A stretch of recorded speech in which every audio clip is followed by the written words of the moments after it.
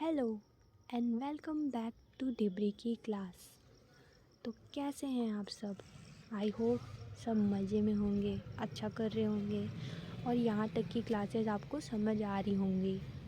मैं ऐसा मान के चल रही हूँ कि मेरी तरीक़ों से जो मैं याद कर रही हूँ जैसे वैसे आपको भी समझ आ रहा होगा और याद भी हो जा रहा होगा। तो आगे बढ़ते हैं और आज का पार्ट स्टार्ट करते हैं। Let's see.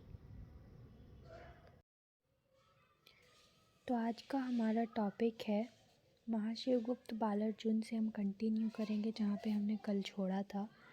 उससे पहले एक बार रिकैप देख लेते हैं।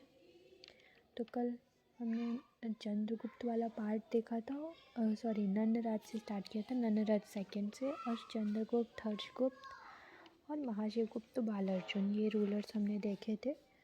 अब महाशिवगुप्त बालार्जुन के बारे में हमने काफ़ी कुछ फैक्ट्स पढ़ लिए थे, तो लेकिन हम आज वहीं से स्टार्ट करते हैं, शॉर्ट रिकैप भी हो जाएगा। तो Mahashivagupta Balarjuna, being efficient in archery since childhood, he is called Balarjun. Ruling period 595 AD 655 AD। तो बचपन, मैं पहले पढ़ लेती हूँ पॉइंट्स, फिर उसको एक्सप्लेन कर दूँगी, ठीक है। Copper plate 27 copper plate found from Sirpur. Religion, his ancestors were the follower of Vaishnavism, but Mahashivgupta was the follower of Shaivism. He was generous to other religions as well and was secular. Capital Sirpur. During his ruling period, Sirpur was a prominent center of Buddhism and the glory of Sirpur was extended to far and wide. और उसके बाद अपन इसके achievements देखेंगे। तो achievements पे जाने से पहले जो ये कल के पॉइंट्स हैं, कल के फैक्ट्स हैं, उसको एक बार देख लेते हैं। क्योंकि बचपन से ही ये धनुर्धर थे, अच्छे धनुर्धर, मतलब तीर धनुष अच्छा चला लेते थे और काफ़ी एफिशिएंटली ये चलाते थे, इसलिए इनको अर्जुन का खिताब दिया गया था। और छोटे थे, बच्चे थे, बचपन से ही चलाते थे, तो बाल अर्जुन बोला गया। उसके बाद इसका रूलिंग पीरियड रहता है 595 AD से 655 AD तक। उसके बाद हमने देखा कॉपर प्लेट, सबसे ज़्यादा कॉपर प्लेट महाशिवगुप्त बालार्जुन के मिले हैं। जितने भी रूलर आएंगे जाएंगे, पर सबसे ज़्यादा जो कॉपर प्लेट यानी ताम्रपत्र हैं, वो टोटल 27 कॉपर प्लेट इसी के मिले। और कहाँ से मिले? तो सिरपुर से मिले। सिरपुर इनका कैपिटल भी होगा ना। इसके रिलीजन को हम देख लेते हैं। तो इसके जो एंसेस्टर्स थे, मतलब जो इससे पहले वाले, इसके दादा परदादा, वो सारे के सारे वैष्णविज़्म को फॉलो करते थे, वैष्णविज़्म धर्म अपनाए थे, वैष्णव धर्म। पर महाशिवगुप्त जो था वो शैव धर्म फॉलो करता था, शैव धर्म का अनुयायी था। और ये बाकी धर्मों के प्रति भी वो सेक्युलर था और काफ़ी जेनरस था। इसने कभी ऑब्जेक्शन नहीं करा कि कौन कौन से धर्म को फॉलो कर रहा है या किसको कैसा धर्म फॉलो करना चाहिए, वो आपका पर्सनल चॉइस है, उस पर इसने कभी टिप्पणी नहीं करी, ठीक है। उसको उतना फ़र्क नहीं पड़ता था क्योंकि ये सेक्युलर था। आज के सो कॉल्ड सेक्युलर के जैसा नहीं, बट लिटरली में सेक्युलर था। कैपिटल इसका सिरपुर था और इसके रूलिंग पीरियड के समय सिरपुर एक बहुत ही प्रोमिनेंट सेंटर था बुद्धिज़्म का, और इसकी जो ग्लोरी थी वो काफ़ी दूर तक फैली हुई थी। सिरपुर की ग्लोरी बहुत ही दूर तक फैली हुई थी। अब हम इसके आज के टॉपिक पे आते हैं, जो कि है इसके अचीवमेंट्स अपने को देखने। तो ये हमने कल मैंने बताया था फैक्ट कि ये इसी के टाइम को गोल्डन एज बोला गया है ना, golden period, golden ruling period बोला गया है। और इससे पहले जो था महाशिव तीवर देव, उसके टाइम को ग्लोरीफाइड बोला गया है। गोल्डन और ग्लोरीफाइड अलग अलग चीज़ है ना। उत्कर्ष का समय पांडु डायनेस्टी का। ठीक है, तो इसके अचीवमेंट्स देखते हैं। तो ऑलराउंड डेवलपमेंट हुआ था। सबसे एक इम्पॉर्टेंट फैक्ट है कि उस समय ऑलराउंड डेवलपमेंट हुआ था। सारी जगह, हर तरफ, हर चीज़, चाहे वो डैम्स हो या जो भी उस टाइम के कंस्ट्रक्शन से लेके स्वास्थ्य सेवा, जो भी सोच सकते हो, वो सब तरह से ये एक मतलब स्वर्ण काल था। वाकई में स्वर्ण काल था। इसीलिए इसके टाइम को, क्योंकि सब तरफ हर चीज़ का डेवलपमेंट हो रहा था, तो इसके टाइम को क्या बोला गया? Golden age, golden ruling period. His ruling period is referred as the golden age in the history of south Kosala. मतलब साउथ कौशल के पूरे इतिहास में जो सबसे स्वर्ण काल रहा। मतलब जो हर चीज़ समय मतलब समय के अनुसार, जो उस समय के अनुसार मिलनी चाहिए थी, वो सारी की सारी चीज़ें उपलब्ध थी, सारी अवेलेबल थी, सब कुछ बन रहा था, कंस्ट्रक्शन हो रहा था। अच्छा खासा मतलब एक स्वर्ण काल था। पैसे वैसे भी अच्छे रहे होंगे। पूरे साउथ कौशल की बात हो रही है ना, सिर्फ सिर्फ इसकी नहीं हो रही है कि इसके शासन की, पूरे साउथ कौशल में। मतलब इससे पहले भी शासक जो आए होंगे और इसके बाद भी जो आएंगे, उनमें अभी तो खैर हिस्ट्री की बात हो रही है, तो इससे पहले के जितने शासक थे, शासक आए और गए, जितनी डायनेस्टीज आई और गई, उनमें सबसे ज़्यादा जो स्वर्ण काल जिसको बोला गया, जो सबसे अच्छा टाइम पीरियड था, वो इसी के रूलिंग पीरियड में था। ठीक है, ये इसकी सबसे बड़ी उपलब्धि थी, सबसे बड़ा अचीवमेंट। उसके बाद कंस्ट्रक्शन देखते हैं। तो इसके टाइम पे जो जो चीज़ें कंस्ट्रक्ट हुई थी ना, उसको हमको याद रखना है। तो सबसे पहला जो हम चीज़ देखेंगे वो है सिद्धेश्वर महादेव मंदिर, पलारी इन बालौदा बाजार। Second, during his ruling period, his mother Vasta Devi built Lakshman Temple in Sirpur. During his ruling period, many Buddhist monasteries were built in Sirpur. ठीक है, तो मैं एक एक चीज़ बता देती हूँ। सिद्धेश्वर महादेव मंदिर, जो कि कहाँ है? बालौदा बाजार के पलारी एरिया में है। तो पलारी में इसने एक मंदिर बनवाया था भोलेनाथ का, महादेव का, जिसका नाम है सिद्धेश्वर महादेव मंदिर। ये इसके अचीवमेंट्स में ही है, मतलब इसके कुछ अच्छे जो कंस्ट्रक्शन रहे हैं और उसको आप अचीवमेंट्स में काउंट कर सकते हैं, उसमें ये है। काफ़ी फेमस टेम्पल होगा तभी इसका नाम लिखा हुआ है। और जब इसका रूलिंग, मतलब मैंने बताया था ना, जब हम पढ़ रहे थे हर्षगुप्त के बारे में, वास्ता देवी से शादी हुआ था, तब हमने देखा था कि उसकी मृत्यु के पश्चात उसकी याद में एक विष्णु जी का मंदिर बनवाया था वास्ता देवी ने, जिसका नाम था लक्ष्मण टेम्पल। और ये किस चीज़ से बनाया गया था? तो ये लाल ईंटों से बनाया गया था, रेड ब्रिक्स, याद है ना। तो ये उस समय जो ये मंदिर का निर्माण, हालांकि ये निर्माण, ये कंस्ट्रक्शन जो है इसकी माता जी ने करवाया था, इसकी माँ ने करवाया था अपने पति की याद में, स्मृति में। पर क्योंकि इसके रूलिंग पीरियड में बना था, ये दिल दरिया सा, और ऐसे करके है ना कुछ, दिल दरिया समंदर करके जो है कहावत, मेरे को याद नहीं आ रही है, तुम लोग याद करके कमेंट में लिख देना। तो हाँ, तो वैसा था। हुआ तो इसी के शासनकाल में था ना, बना तो इसके शासनकाल में था, भले इसकी माँ ने बनवाया था, तो वो भी इसके ही अचीवमेंट्स में आता है। ठीक है, फिर इसके हमने देखा कि सिरपुर जो है एक प्रोमिनेंट बुद्धिस्ट सेंटर था, प्रोमिनेंट सेंटर था बुद्धिज़्म का। तो इस बात से पता चलता है कि काफ़ी बुद्धिस्ट मोनेस्ट्रीज़ भी बनाई गई थी उस समय।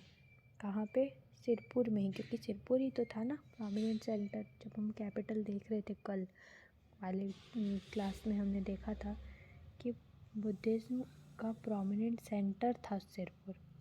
तो अब प्रोमिनेंट सेंटर था तो वहाँ पे बुद्धिस्ट लोगों ने अपनी अपनी वो सब भी मोनेस्ट्रीज या बौद्ध विहार कह लो, वो सब भी बनवाई ही होंगी ना। सब अपना बनवाते हैं। इसने मंदिर बनवाया तो उन लोगों ने, बुद्ध लोग हैं जो बुद्ध धर्म जो फॉलो करते हैं, वो उस हिसाब की चीज़ें बनवाए।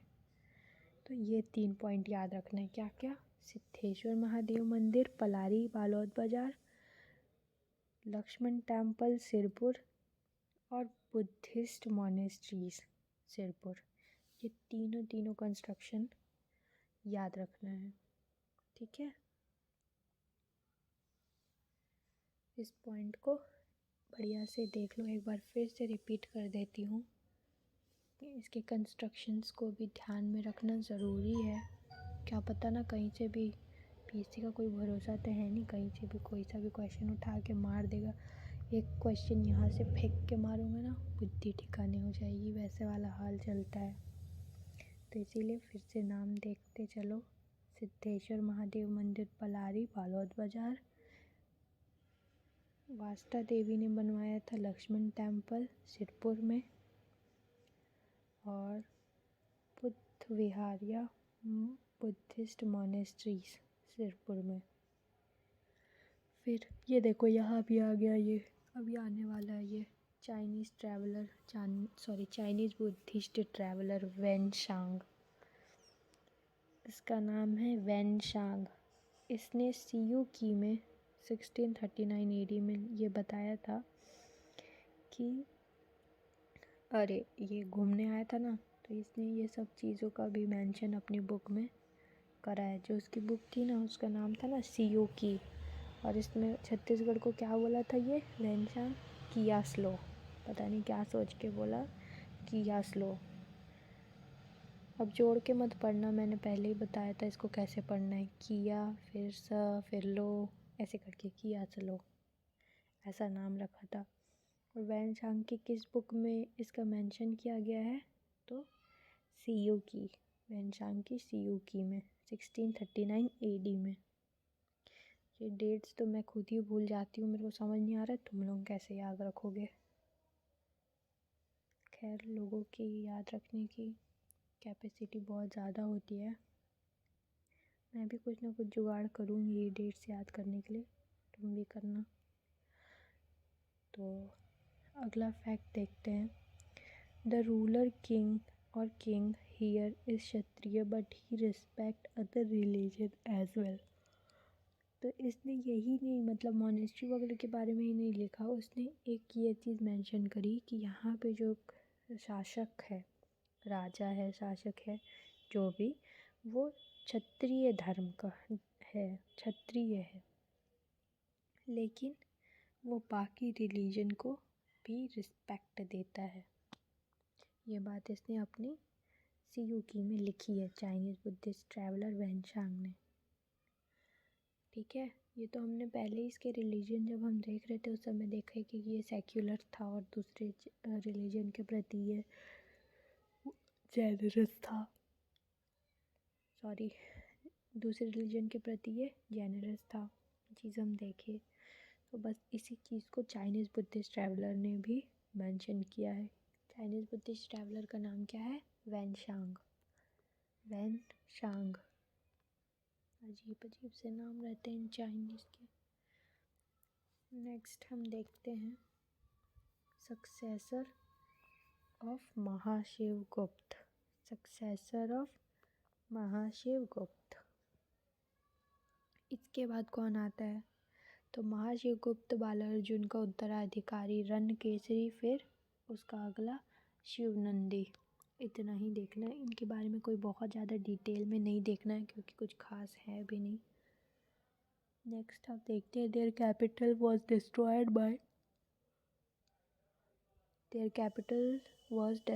Bye Chalukya ruler.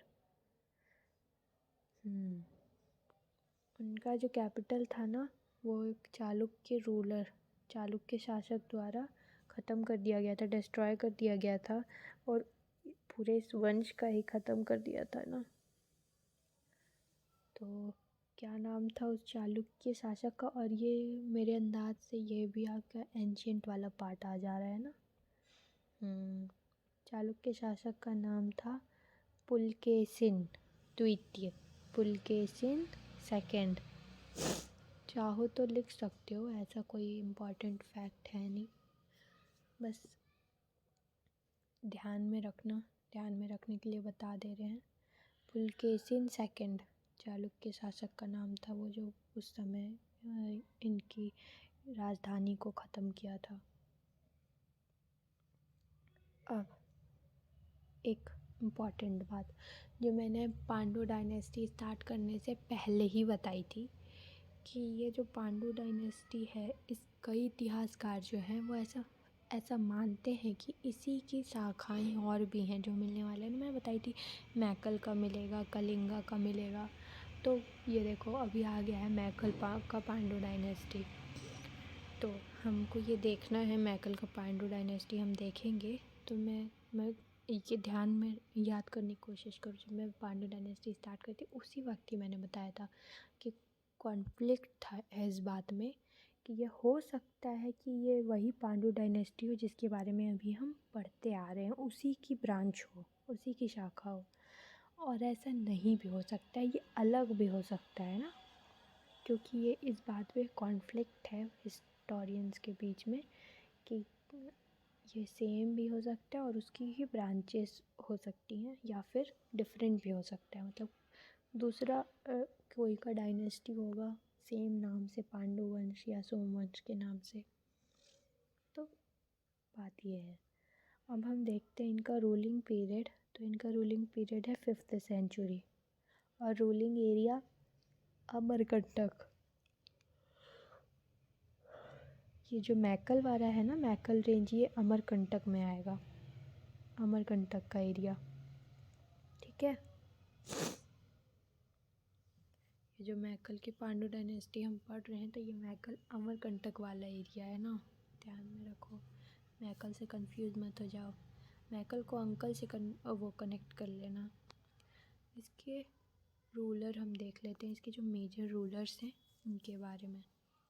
तो नाम ही है, इसको हम लोग बहुत ज़्यादा डिटेल में नहीं पढ़ेंगे क्योंकि इनकी बहुत ज़्यादा डिटेल में वैसा कुछ दिया भी नहीं है, कुछ फैक्ट्स हैं भी नहीं। तो पांडु डायनेस्टी, हाँ, इससे पहले अपना महाशिवगुप्त के बाद में जो हमने देखा ना रणकेसरी और शिवनंदी, वहाँ पे अपना पांडु डायनेस्टी ख़त्म हो गया। अब कॉन्फ्लिक्ट के अकॉर्डिंग ये या तो इसकी ब्रांचेस हो सकती हैं या अलग भी हो सकता है। तो अब हम देख रहे हैं वो है मैकल का पांडु वंश या सोमवंश, पांडु डायनेस्टी।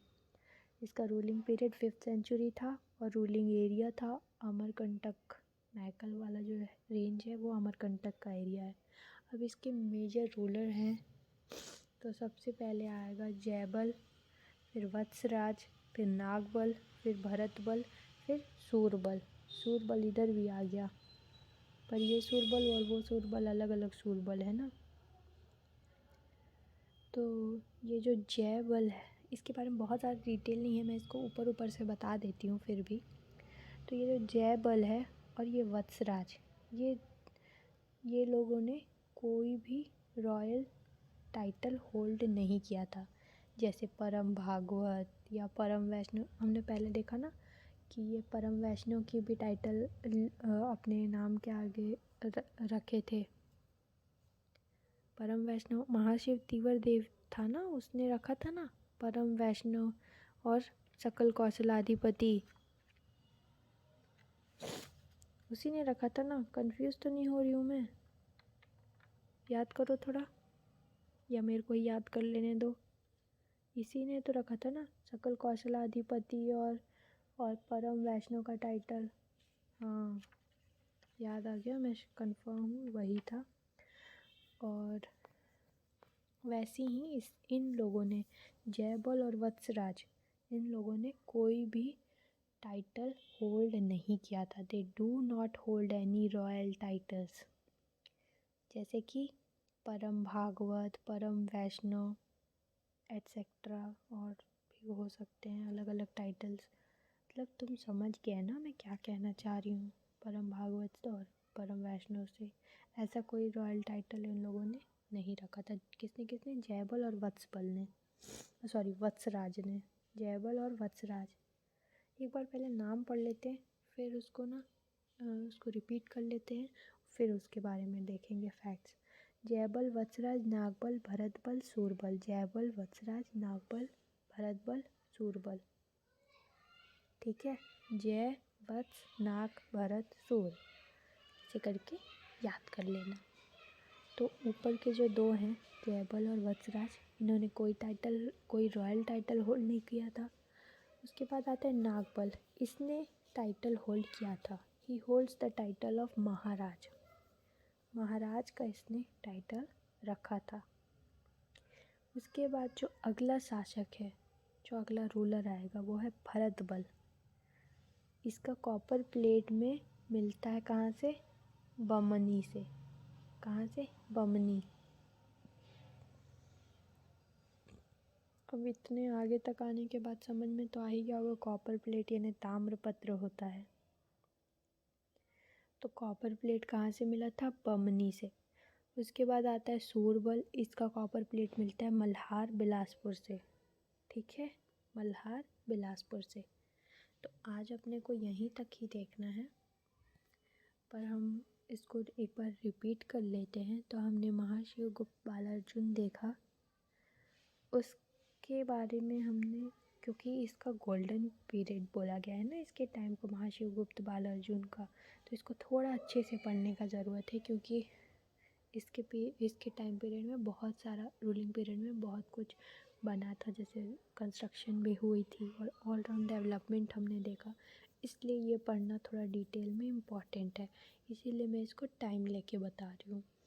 उसके बाद में हमने देखा इसका उत्तराधिकारी देखा, और उसके बाद हमने देखा मैकल का सोमवंश या पांडुवंश। उसके हमने उसका रूलिंग पीरियड देखा, रूलिंग एरिया देखा, फिर उसके मेजर रूलर्स देखे, और बस यहीं तक का आज का टॉपिक था। और रूलर्स मेजर मैकल के पांडु डायनेस्टी में कोई बहुत ज़्यादा नहीं है, ये यहीं पे ख़त्म हो जाएगा। उसके बाद कल हम देखेंगे उड़ीसा या कलिंग के सोमवंश या पांडुवंश।